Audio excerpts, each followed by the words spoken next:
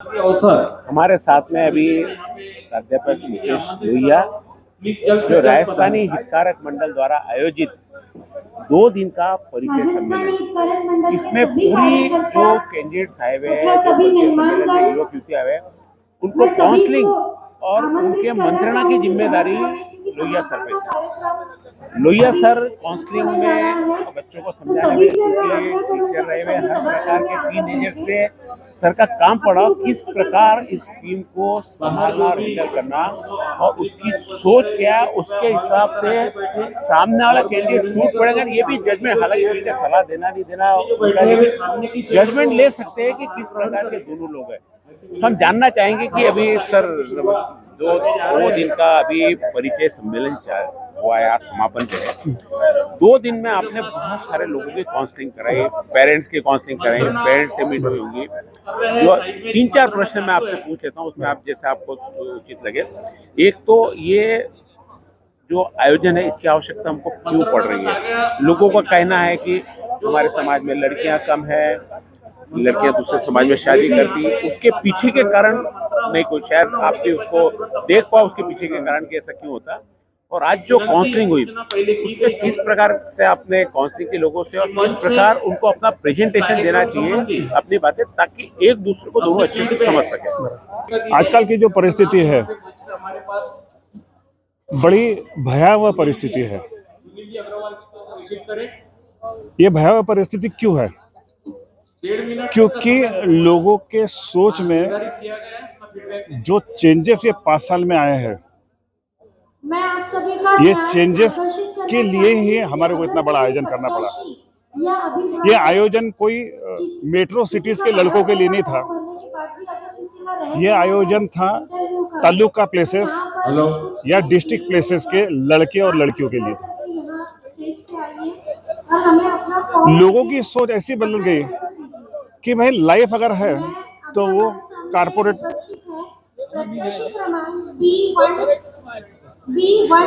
Field में life है और मेट्रो में ही लाइफ है। ये इनके दिमाग में इतना पक्का बैठ गया कि हर कोई लड़की ये चाहती है कि मैं मेट्रो में जाके ही खुश रह सकती। धामनगांव की लड़की अमरावती में आने के लिए तैयार नहीं है, दरियापुर की लड़की अमरावती आने के लिए तैयार नहीं है, अमरावती की लड़की नागपुर जाने के लिए तैयार नहीं है। तो ये क्यों तैयार नहीं है, उसका रीजन उनके पास में नहीं है, लेकिन बस मेरे को मेट्रो जाना है।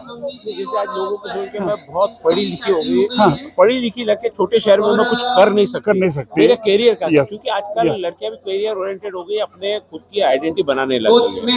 जरूर ये ठीक है, अपना अपना स्टेटस सबको है, तो वो करियर उनको लगता है कि छोटे शहर में नहीं होगा। नहीं, करियर ओरिएंटेड अगर है और उसकी बच्ची की सोच अगर ऐसी है तो ये आपका बोलना बराबर होता था। लेकिन जो करियर ओरिएंटेड भी नहीं है, वो भी बच्चा बोलती कि मेरे को पुणे बॉम्बे में जाना है, अमरावती में नहीं जाने का। लिटरली पुणे बॉम्बे में 5 लाख रुपए की, 7 लाख रुपए की जॉब करने वाले बच्चे वो प्रीफर करने के लिए तैयार है। लेकिन अमरावती शहर में एक सदन फैमिली का अगर बच्चा है, उसका एस्टेब्लिश बिजनेस है और वो फैमिली तैयार भी होती है कि भाई तेरे को जॉब करना है ना, तो तू हमारा बिजनेस संभाल, उसके लिए एक अंपायर खड़ा कर देने के लिए भी तैयार है, फिर भी बच्चे अमरावती में आने के लिए तैयार नहीं। लेकिन ये भी तो उस परिवार की भी लड़की है, हाँ, वो भी बड़ी सिटी चाहते हैं। हाँ, ये परिवार की लड़की बड़ी सिटी चाहते, उसके पीछे का जो लॉजिक है, उनका एजुकेशनल क्वालिफिकेशन और सब बातें। बड़े फैमिलीज की बच्चा पुणे बॉम्बे पढ़ने के लिए जाती है, बाद में एमएस करने के लिए वो बाहर जाते हैं, दे कैन अफोर्ड दैट। फिर उनकी बच्चों के लिए ना तो अमरावती में कोई चांस रहता, ना तो पुणे बॉम्बे में, उनको बाहर सेटल होने के अलावा कोई दूसरा चांस बचता नहीं। लेकिन यहाँ पर इतना सुखी संपन्न लाइफ, नौकर चाकर, गाड़ी घोड़े, सारा सुख वो बच्चे को अमरावती शहर में मिल सकता है या तालुका प्लेस पर मिलता है। ऐसे सदर फैमिली के बच्चे हैं, बच्चे भी होनहार है, फिर भी गांव छोटा है, यहाँ पर लाइफ एंजॉय नहीं कर सकते। ये कंसेप्ट इनके दिमाग में इतना पक्का बैठ गया है, ना तो ये कंसेप्ट को माँ बाप बाहर निकालने की कोशिश कर रहे, ना तो वो खुद उसमें से बाहर निकलना चाहते। दो चीज इसमें, जैसे आपने बताया कि छोटे शहर की बड़े शहर हाँ, और बड़े शहर का मेट्रो बराबर। सबको एक ब्रॉडनेस चाहिए, Broadness स्वतंत्रता नहीं चाहिए, ब्रॉडनेस चाहिए, स्वच्छंदता चाहिए, एग्जैक्टली चाहिए कि मुझे कोई रोकने टोकने वाला नहीं चाहिए। एग्जैक्टली। छोटे शहरों में जैसे आप जो बता रहे हैं कि भाई एक छोटे ग्रामीण में तो एक परिवार के एक बच्चे के बारे में पूरा शहर जानता है कि ये क्या है करके। बराबर, कहीं बराबर। भी जाए तो उस पर नजर रहती है, exactly। कि भाई आपकी लड़की वहाँ घूम रही थी, बराबर, जैसे बराबर। प्रश्न कई बार पहले भी आते होंगे, तो शायद उस दायरे से भी वो बाहर जाना चाहती हो। तो क्या पेरेंट्स को, परिवार को अपनी सोच देने, उसको स्वच्छंदता देनी चाहिए?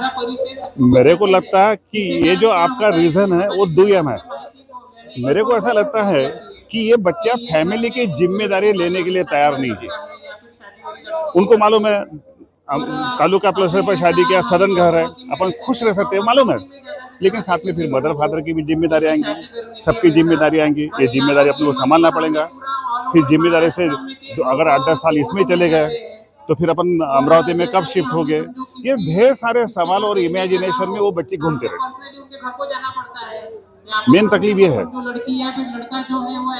जो आप बोल रहे हो कि रिस्ट्रिक्शन, वो रिस्पॉन्सिबिलिटी लेने से भाग रही है। हाँ, क्योंकि उसको मालूम है कि यहाँ पर मम्मी पापा के साथ में रहना है, क्योंकि उन्होंने सिर्फ पिक्चरों में और सीरियल्स में देखा है कि सास ससुर खराब ही रहते। सीरियल्स का, टीवी का असर, वेब वेब सीरीज, इतनी गंदी गंदी वेब सीरीज आ रही है जिसमें इमोशंस नाम की कोई चीज नहीं है। लेकिन वहां पर जो लाइफ है ऐसी चकाचौंध बता रहे, तो बच्चे वो चकाचौंध को देख के उसको ऐसा लगता है कि मेट्रो में चकाचौंध है, मेट्रो में अपन लाइफ एंजॉय कर सकते हैं। अमरावती, दर्यापुर, मोर्शी ऐसे गांव में अपन लाइफ एंजॉय नहीं कर सकते।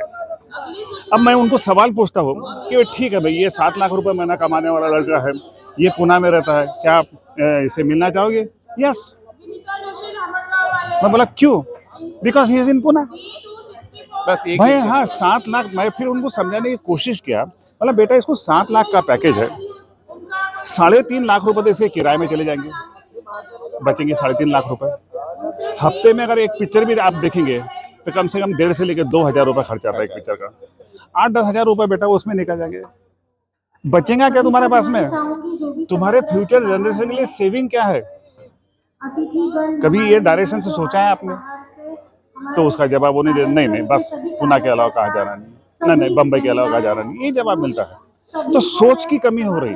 आपने सबसे कौन-सी की हाँ, शादी की जरूरत क्यों है, ये लोगों को समझता है क्या? बिल्कुल नहीं समझता। मतलब यहाँ पर एक सुंदर अगर लड़की है तो 27 लोगों का एक्सेप्टेंस था।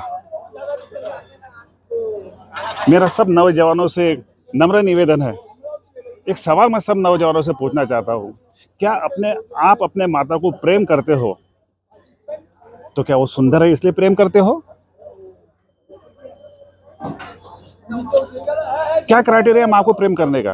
क्योंकि तुम्हारे लिए केयरिंग है, उसने डिवोशन किया है, उसने कई सैक्रिफाइसेस किए हैं, और ये उनके सैक्रिफाइस तुमने आंखों से देखे हैं, इसलिए तुम माँ को एक रिस्पेक्ट देते हो, माँ को एक उच्च स्थान पर ले जाके बिठाते हो, और उसकी सुंदरता उस वक्त में गाउन हो जाती है।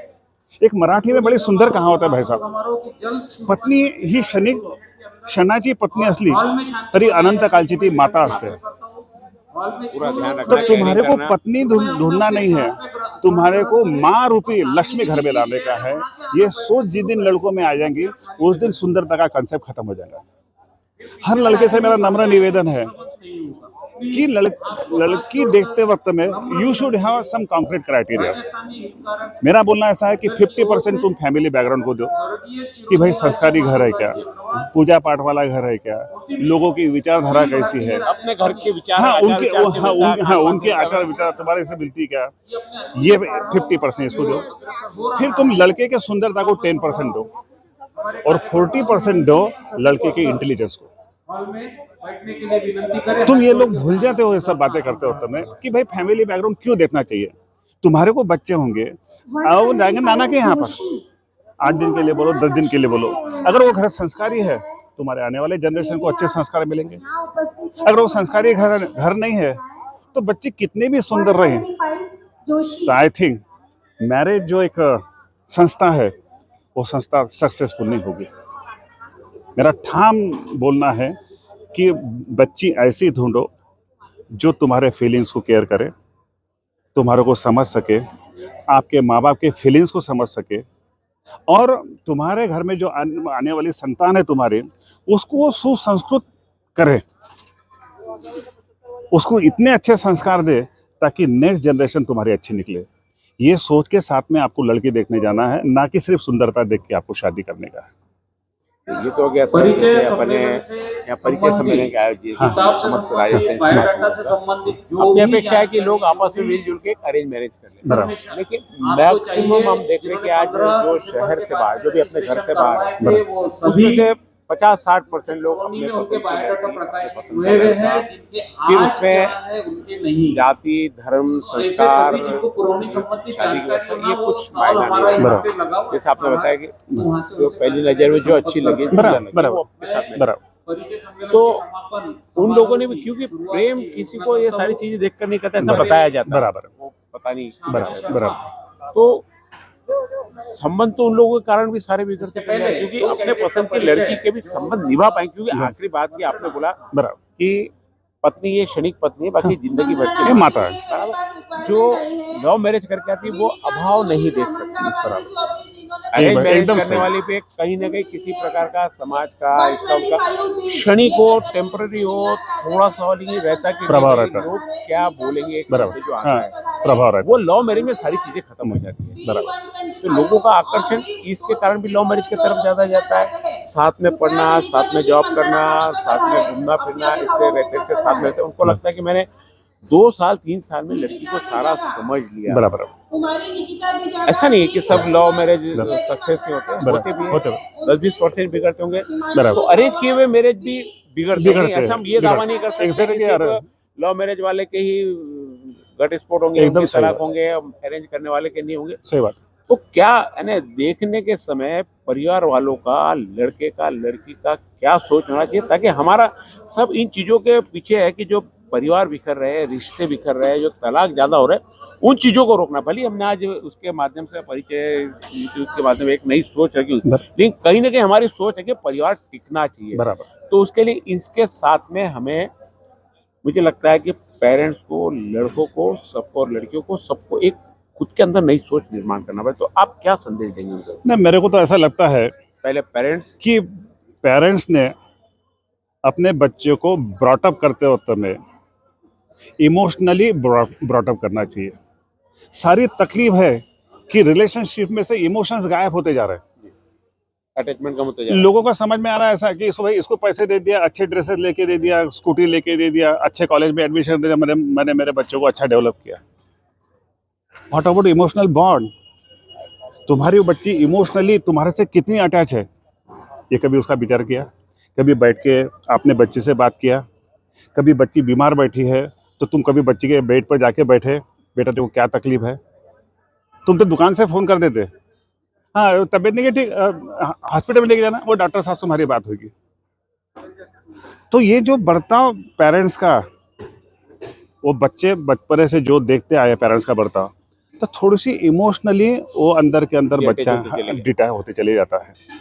और फिर उसको अगर कोई केयरिंग लड़का मिलता है लाइफ में, तो बट नेचुरल उसका इंक्लिनेशन वो बच्चे की तरफ होता है। That can be one of the reason. यानी कहीं ना कहीं सारी चीजों के लिए हमारा परिवार, कहीं ना कहीं कोई तो भी गैर जिम्मेदार पूर्ण व्यवहार हुआ। एग्जैक्टली कहाँ तक भी काफी सारी इच्छाएं उसकी दमन किया गया, इच्छाओं का, विदाउट गिविंग एनी रीजन। देखो बच्चों की इच्छा का दमन करने का है तो रीजन के साथ में दमन किया तो बच्चे के दिमाग पर समझा करो। अगर मैं मेरे बच्चे को कैसे ब्रॉटअप किया, सिंपल एग्जांपल देता हूँ कि उसको कपड़े भी लेना, पापा कपड़े लेने का है, अब बच्चा तो कॉलेज गोइंग है, चल ना बेटा मैं भी देता, न्यू अट्रैक्शन क्या है मैं भी देखना बेटा, तेरे वजह से मैं समझ पाऊंगा। फिर जब वो 4-5 ड्रेसेस पसंद करता था, उसमें के दो ड्रेसेस अलग निकाल के रखता था, पापा ये 2 पसंद है। मतलब क्यों रे बेटा, इससे तो वो अच्छा है, वो क्यों नहीं लिया? पापा नहीं, वो उसकी कॉस्ट देखो, उसका टेक्सचर देखो, उसका कलर देखो, इसकी कॉस्ट, इसका टेक्सचर, इसका कलर। इसका मतलब ये हुआ कि अब मेरे बच्चों को परचेसिंग कैपेसिटी आ गई है। No I can believe in my son. अरे एक इमोशनल बॉन्डिंग भी हो जाता। अरे मेरे पापा इतने बिजी रहने वाले आदमी यार, कपड़े खरीदने के लिए मेरे साथ में चलते अभी भी। तो बचपने से बच्चों को प्रैक्टिकली डेवलप करने के बजाय इमोशनली अगर आप डेवलप करते हो तो आपका बच्चा आपके खिलाफ कभी भी बगावत करेगा नहीं, ये मेरा ठाम मत है। यानी पैसों से ज्यादा आपका हाँ, अटैचमेंट जरूरी है। अटैचमेंट और जरूरी अपना है। अपन नहीं है तो उसको पैसों से देखिए एग्जैक्ट, उसकी बस पूर्ति करने की कोशिश कर रहे, तो भी हर चीज को वैल्यू में गिनना चालू कर अच्छे देता से अच्छा ले ले। अरे अच्छे से अच्छा लड़के, नहीं नहीं नहीं, अच्छे से अच्छा क्यों है और क्या है फिर इसकी ले। डेफिनेशन नहीं है वो। इसकी डेफिनेशन नहीं बताते तुम लोग। तबीयत खराब है डॉक्टर को बता दो, पर तुम समय नहीं देते। ये सारा बच्चा देखते रहता है और धीरे धीरे धीरे धीरे ये सारी बातें उसके दिमाग में एक्यूमुलेट होती है। और फिर वो कोई ऐसा दोस्त मिलता है कि उसको बुखार भी आया, अरे बुखार आ गया चल मैं मिलने के लिए आ रहा है, तो उसको लगता है कि यार मेरे उसकी पिताजी value ज़्यादा तो ये केयर कर रहा है मेरी, तो पिताजी की वैल्यू उसके दिमाग में कम होना चालू होती है। तो सभी पेरेंट लोगों से मेरा नम्र निवेदन है कि बच्चों को ब्रॉटअप करते वक्त में इमोशंस के साथ में ब्रॉटअप करो, उनके इमोशंस का ध्यान रखो, क्योंकि अब बच्चे शार्प हो गए। वो पुराना जनरेशन नहीं रहा, अब न्यू जनरेशन है। 3 साल का बच्चा भी कंप्यूटर चला लेता है। हाँ, तो अब तुम्हारी सोच तुम्हारे को बदलने का है, तुम्हारे को बच्चों को इमोशनली ब्रॉटअप करने का है। बच्चे इमोशनली ब्रॉटअप हुए, तुम्हारे साथ में स्ट्रांग बॉन्ड डेवलप होगा, और वो बॉन्ड तोड़ते वक्त में जरूर उसको तकलीफ होगी।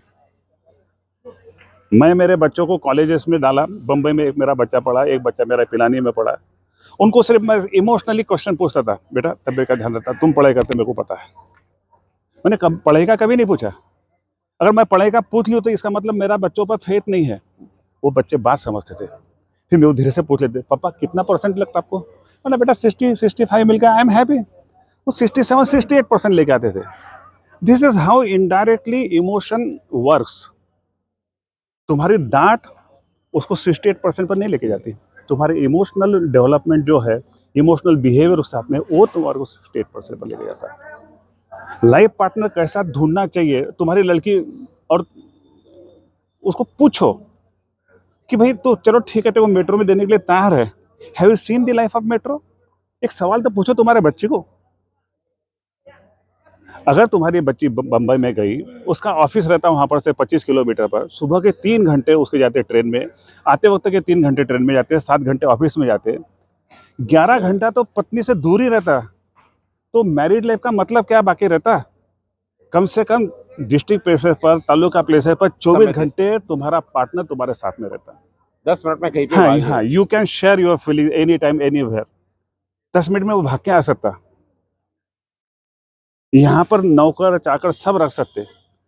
तुम 5 लाख रुपए में अमरावती में रईस के जैसा रह सकते, वहां पर तुम 5 लाख रुपए में बेगर के जैसा रह सकते। तो बेटा ये परिवार अच्छा है, संस्कारी है, सारी सुख सुविधा से भरी हुई है, संस्कारी लोग हैं, और पुनः बॉम्बे से तू जाता है यहाँ पर खुश रहेंगे, और तो इतना ही करने का है तो महीने में एक ट्रिप मार के आओ ना 4 दिन। घूम क्या? हाँ, तो enjoy फाइनेंशियल, करो। हाँ तो एंजॉय करो। वैसे तो भी भी तो पैसे बचेंगे। तुम बॉम्बे पुणे में करते क्या, सैटरडे संडे एंजॉय करते ना, you can enjoy here also. तो ये माँ बाप ने समझने की जिम्मेदारी लेना चाहिए। जब तक के माँ बाप बच्चों को ये बातें नहीं समझाएंगे, तब तक के ये समाज में परिवर्तन आएगा नहीं, क्योंकि बहुत डिस्टॉर्शन हो चुका है विचारों का।